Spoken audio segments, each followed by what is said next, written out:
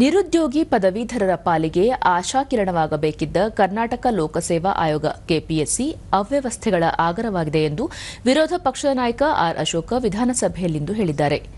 KPSC ನೇಮಕಾತಿ ವಿಚಾರ ಕುರಿತು ನಿಲುವಳಿ ಸೂಚನೆಯ ಪೂರ್ವಭಾವಿ ಪ್ರಸ್ತಾಪದಲ್ಲಿ ಅವರು ಲೋಕಸೇವಾ ಆಯೋಗದಲ್ಲಿ ಸರ್ಕಾರದ ರಾಜಕೀಯ ಹಸ್ತಕ್ಷೇಪ, ಭ್ರಷ್ಟಾಚಾರ ಮತ್ತು ಸ್ವಜನ ಪಕ್ಷಪಾತ ಈ ಎಲ್ಲ ಗೊಂದಲಗಳಿಗೆ ಕಾರಣವಾಗಿದೆ ಎಂದು ತಿಳಿಸಿದರು.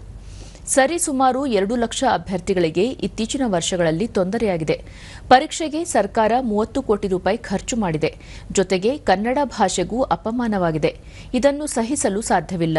ಕೆಪಿಎಸ್ಸಿ ಪರೀಕ್ಷೆ ನಡೆಸುವುದು ಮತ್ತು ಮರು ಪರೀಕ್ಷೆ ನಡೆಸುವಲ್ಲಿ ಪದೇ ಪದೇ ಎಡವಟ್ಟು ಮಾಡುತ್ತಿದೆ. ಪ್ರಶ್ನೆ ಪತ್ರಿಕೆಗಳ ತಯಾರಿಕೆ, ಅನುವಾದ ಮಾಡುವಲ್ಲಿ ಆಗುತ್ತಿರುವ ತಪ್ಪುಗಳಿಂದ ಪರೀಕ್ಷೆ, ಸಂದರ್ಶನ ನಡೆಸಿ ಅಂತಿಮ ಆಯ್ಕೆ ಪಟ್ಟಿಯನ್ನು ಪ್ರಕಟಿಸುತ್ತಿಲ್ಲ. ಇದರಿಂದ ಉದ್ಯೋಗಾಕಾಂಕ್ಷಿಗಳಿಗೆ ತೊಂದರೆಯಾಗುತ್ತಿದೆ ಎಂದು ತಿಳಿಸಿದರು.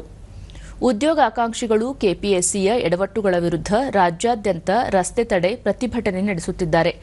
ಜೊತೆಗೆ ಸಭಾಧ್ಯಕ್ಷರಿಗೂ ಪತ್ರ ಬರೆದಿದ್ದಾರೆ. ಕನ್ನಡ ಉಳಿಸಿ ಬೆಳೆಸುವ ಕೆಲಸವನ್ನು ಸರ್ಕಾರ ಮಾಡಬೇಕು ಎಂದು ಹೇಳಿದರು. ರಸ್ತೆ ತಡೆ ನಡೀತಾ ಇದೆ. ಮೊನ್ನೆ ನುಗ್ಗಿದ್ದಾರೆ ಕೆಪಿಎಸ್ಸಿಗೆ, ಗಲಾಟೆಗಳು ನಡೀತಾ ಇದ್ದಾರೆ. ಸಾಹಿತಿಗಳು ಪತ್ರಗಳು ಬರೆದಿದ್ದಾರೆ. ತಾವು ಪತ್ರ ಬರೆದಿದ್ದೀರಾ, ಆ ಪೀಠದಲ್ಲಿ ಕೂತ್ಕೊಂಡು ತಾವು ಪತ್ರ ಬರೆದಿದ್ದೀರಾ ಅಕ್ರಮದ ಬಗ್ಗೆ.